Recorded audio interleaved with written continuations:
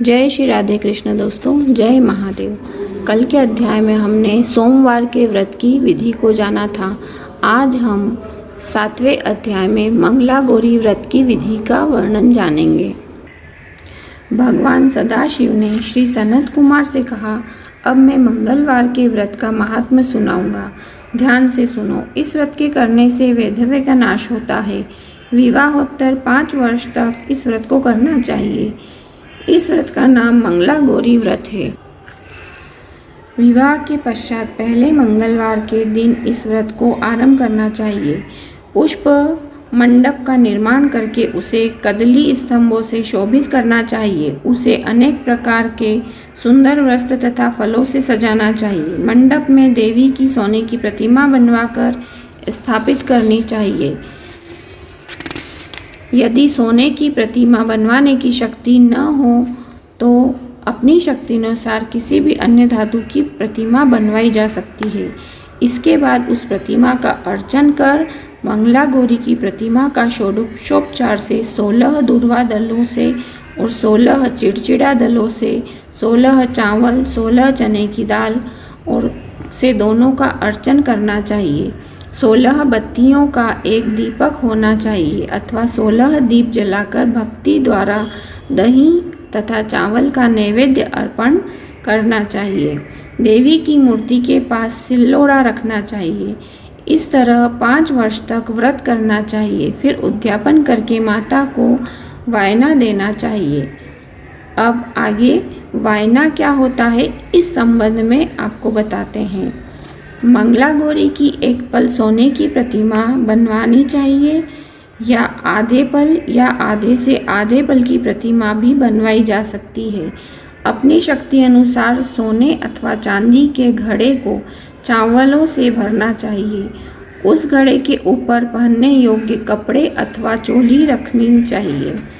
देवी के नज़दीक सिल्लोड़ा रखना चाहिए। यह सिल्लोड़ा चांदी का होना चाहिए। इस प्रकार माता के लिए वयाना दिया जाता है। हे सनत कुमार, इस व्रत को करने से 7 जन्म तक अटल सौभाग्य तथा पुत्र पौत्र एवं संपत्ति आदि सब अपने को प्राप्त हो जाता है। सनत कुमार ने भगवान श्री सदाशिव से पूछा, हे प्रभु, इस व्रत को पहले किस किसने किया था? वह कथा भी कृपा करके आप मुझे सुनाइए। उसे मेरी सुनने की श्रद्धा है। भगवान श्री सदाशिव ने कहा, हे सनत कुमार, प्राचीन काल में कुरु देश में श्रुतकीर्ति नामक एक राजा शास्त्र ज्ञाता, कीर्तिमान और शत्रु रहित था। वह 64 कलाओं को जानने वाला और धनु विद्या में निपुण था। उसके यहाँ संसार की किसी वस्तु की कमी नहीं थी, केवल एक संतान की कमी थी। उसने संतान के लिए देवी की आराधना भी की। दिन देवी ने आराधना को प्रसन्न होकर उसे साक्षात दर्शन दिए और कहा, हे श्रुतकीर्ति, वर मांगो। राजा श्रुतकीर्ति ने कहा, माँ, यदि आप मुझ पर प्रसन्न हैं तो मुझे एक पुत्र प्रदान करें। आपकी कृपा से मेरे यहाँ धन ध्यान आदि किसी चीज़ की कमी नहीं है। बस एक पुत्र प्राप्ति का सुख मेरे को चाहिए। राजा के वचन सुनकर देवी मुस्कुराई और कहने लगी, राजन, तुमने एक दुर्लभ वस्तु की याचना की है। फिर भी तुमको पुत्र अवश्य दूंगी, लेकिन तुम मेरी बात ध्यान देकर सुनो। तुम्हारे यहाँ जो पुत्र होगा वह अत्यंत गुणवान होगा और 16 वर्ष से अधिक नहीं जिएगा। यदि एक सुंदर अथवा विद्याविहीन पुत्र होगा तो वह बहुत समय तक जीवित रहेगा। देवी की बात सुनकर राजा चिंताग्रस्त हो गया। उसने अपनी रानी से बात की और फिर उसने देवी से गुणी संपूर्ण लक्ष्यों से युक्त 16 वर्ष की आयु वाला पुत्र मांगा। देवी ने कहा, राजा, मेरे मंदिर के मुख्य द्वार पर आम का पेड़ है। मेरी आज्ञा है कि तुम उस पेड़ के एक आम को तोड़कर अपनी रानी को खाने के लिए दे। उसको खाने से रानी को अवश्य गर्भ रहेगा। राजा ने प्रसन्न होकर देवी के मंदिर के मुख्य द्वार पर जो आम का पेड़ था वहाँ से एक आम तोड़कर अपनी पत्नी को खाने के लिए दिया। रानी ने देवी के आदेशानुसार फल खाया और 10 मास के पश्चात उसको एक देवतुल्य पुत्र प्राप्त हुआ।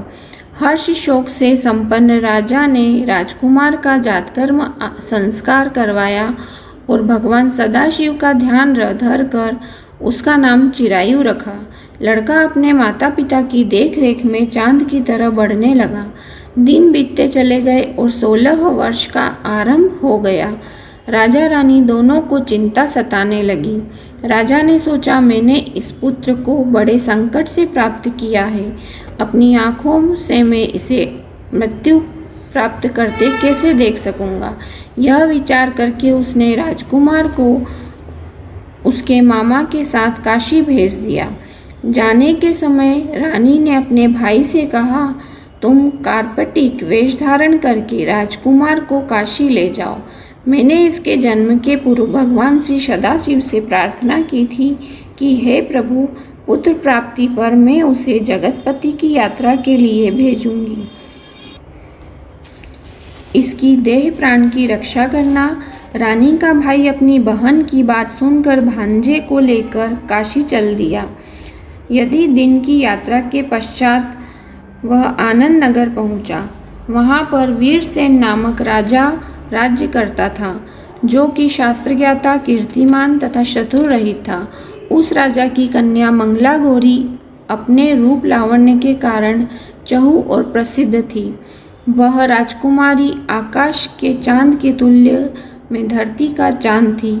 जिस समय राजकुमार चिरायु तथा उसका मामा आनंद नगर में शहर से बाहर के शाही बगीचे में पहुँचे, उस समय राजकुमारी मंगला गौरी अपनी सखी सहेलियों के साथ खेल रही थी। राजकुमार चिरायु तथा उसका मामा खेलती हुई लड़कियों को देखने लगे। खेलती हुई लड़कियों में से एक ने क्रोध में भरकर राजकुमार को रंडा कहा। उस बालिका को क्रोधित और दुर्वचन देखकर राजकुमारी ने उस बालिका से कहा, हे सखी, तुम दुर्वचन क्यों कहती हो? मेरे संग अयोग्य वाणी बोलने वाली कोई भी स्त्री नहीं है। देखो, मंगला गौरी के प्रसाद एवं मंगला गौरी व्रत के प्रभाव से मेरे हाथ से जिसके माथे पर चावल गिर जाए, उसके साथ मेरा विवाह हो जाने पर यदि वह थोड़ी आयु वाला है तो भी चिरायु हो जाएगा। इसके बाद सब बालिकाएं अपने अपने घर को लौट गई। उस दिन राजकुमारी का विवाह बाहिल्य देश के दृढ़धर्मा राजा के पुत्र सुकेतु नाम वाले राजकुमार से होना तय था, लेकिन सुकेतु मूर्ख, कुरूप तथा बहरा था। वर पक्ष वाले उसकी बजाय मंडप में कोई अच्छा वर लाने और उसको प्रकट कर चुके थे। विवाह के पश्चात सुकेतु के बजाय प्रस्तुत वर को भगा दिया जाएगा और सुकेतु बाहिल्य देश में अपनी पत्नी लेकर लौट जाएगा। ऐसा विचार करके वर पक्ष के कुछ आदमी चिरायु के पास जाकर उसके मामा से कहने लगे, यह बालक तुम हमें दे दो, इसके द्वारा हमारा कार्य सिद्ध होने वाला है। इस भूमि पर परोपकार जैसा अन्य कोई धर्म नहीं है। उन लोगों की बात सुनकर चिरायु का मामा प्रसन्न हो गया, क्योंकि वह बगीचे में मंगला गौरी की बात सुन चुका था। उसने वर पक्ष वालों से कहा, आप लोग इस लड़के को क्यों चाहते हैं? विवाह के लिए वस्त्र, गहने आदि तो मांगे जा सकते हैं, लेकिन कोई वर थोड़े ही मांगा जाता है। फिर भी मैं आपकी बात रखता हूँ, लड़का आपको दे देता हूँ। वर पक्षी जन राजकुमार चिरायु को विवाह मंडप में ले गए और विवाह कार्य सिद्ध हो गया। जब सप्तपदी आदि कार्य होने के बाद रात में राजकुमार मंगला गौरी के साथ सोया, तभी उसका 16वां वर्ष समाप्त हो रहा था। ठीक उसी समय काल सांप के रूप में वहां आया। संयोगवश उसी समय राजकुमारी की नींद खुल गई और वह सांप को देखकर मारे भय के कांपने लगी। फिर उसने भय त्याग कर सांप की पूजा की, पीने के लिए उसे बहुत सा दूध दिया, प्रार्थना की, दीनवाणी से उसकी स्तुति की। मंगला गौरी ने कहा, हे उत्तम व्रत करूँगी, मेरे पति देव जीवित हो जाएं और चिरंजीवी हो। देखते ही देखते सांप करमंडल में प्रवेश कर गया। अपनी कूच की चोली से राजकुमारी ने करमंडल का मुख बंद कर दिया। उस समय राजकुमार अपने शरीर के अंगों को ऐंठते हुए जागकर उठ बैठा। उसने राजकुमारी से कहा, मुझे बहुत भूख लगी है। राजकुमारी ने माता के समीप जाकर लड्डू आदि लाकर राजकुमार को खाने के लिए दिए। राजकुमार ने प्रसन्न होकर भोजन किया। हाथ धोते समय उसके हाथ से अंगूठी गिर गई। वह पान खाकर दोबारा सो गया। उसके सोने के बाद राजकुमारी कमंडल को बाहर फेंकने के लिए गई, लेकिन विधि के विधान से बाहर जाते समय चमकते हुए हार की चमक देखकर चकित रह गई। उसने एक घट में स्थित हार को अपने गले में पहन लिया। थोड़ी रात बाकी होने पर चिरायु का मामा आकर उसे ले गया। चिरायु के जाने के बाद वरपक्षी जन सुकेतु को वहां ले आए। मंगला गौरी ने जब सुकेतु को देखा तो कहा, यह मेरा पति नहीं है। इस पर वरपक्षी जनों ने राजकुमारी से कहा, हे देवी, यह तुम क्या कह रही हो? यदि कोई पहचान हो तो कहो। मंगला गौरी ने कहा, रात को मेरे पति ने जो मुझे जड़ाऊ हार दिया है, उस हार के रत्नों की सुंदरता यह बतलाए। यह कोई अन्य ही है। रात्रि में आम्र सेचन के समय मेरे पति का केशर युक्त पद मेरी जांघ में लगा हुआ है। सब लोग उसे देखो। रात के समय मेरे और पति के बीच जो बातचीत हुई और हमने जो भोजन किया था, यह भी बतलावे तो यह मेरा पति होगा। मंगला गौरी की बात सुनकर वरपक्षी जनों ने कहा, ठीक है, लेकिन सुकेतु उपरोक्त प्रश्नों में से किसी एक का भी उत्तर नहीं दे सका। इस पर कन्या पक्ष वालों ने उसके साथ राजकुमारी को भेजने से इनकार कर दिया और वरपक्षी जन अपना समूह लेकर वहां से लौट गए। मंगला गौरी के पिता महाराजा वीरसेन ने प्रसन्न होकर एक महान यज्ञ रचाया। उसने यह भी सुना कि वरपक्षी जन किस प्रकार अपने कुरूप राजकुमार के बजाय किसी अन्य सुंदर युवक को विवाह के मंडप में ले आए थे और उसके साथ मंगला गौरी का विवाह हुआ था। अब मंगला गौरी राजमहल के बरामदे में एक चिक की ओट में बैठ गई और प्रत्येक आते जाते यात्री को देखने लगी, ताकि उनमें किसी उसमें उसे चिरायु दिख जाए। उधर चिरायु भी अपने ससुराल का हाल जानने के लिए अपने मामा के साथ वहां आ पहुंचा। ज्यों ही वह चिक के सामने से गुजरा, मंगला गौरी ने उसे देखकर कहा, पिताजी, मेरे पति आ गए हैं। राजा ने तुरंत ही मामा भांजे को राजभवन के भीतर बुलाया। मंगला गौरी की बतलाई हुई सब निशानियां चिरायु में मौजूद थी। राजा ने वस्त्राभरण, अश्व, गज, रथ अथवा अन्य बहुत सी चीज़ों के साथ मंगला गौरी चिरायु के साथ कर दी। उसके बाद चिरायु राजा वीरसेन से विदा होकर अपनी पत्नी एवं मामा के साथ कुलनंदन सेन सहित अपने नगर को गया। जब उसके माता पिता ने लोगों के मुख से उसकी वापसी के संबंध में सुना तो उसे एक बात का विश्वास नहीं हुआ। वह सोचने लगे कि भाग्य के विपरीत कैसे हो सकता है। वह अभी यह सोच रहे थे कि राजकुमार चिरायु ने माता और पिता के चरणों में प्रणाम किया। माता ने उसका सिर सूंघा। उसके आनंद और कोई वार पार न रहा।